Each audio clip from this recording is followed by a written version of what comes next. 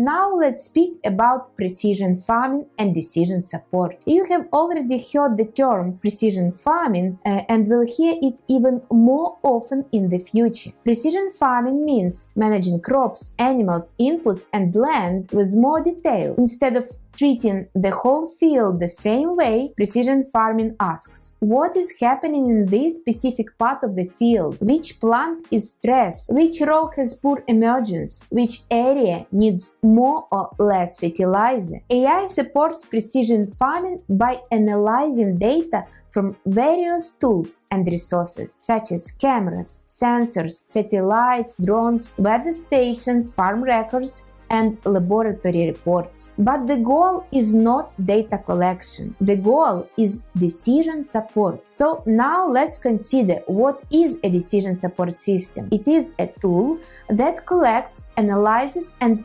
presents data to help people make better decisions. Rather than replacing human expertise, it provides relevant information, predictions, or recommendations that helps a person decide what to do next. It does not need to remove the human. It should make the human decision better. The goal is not more data. The goal is better decisions.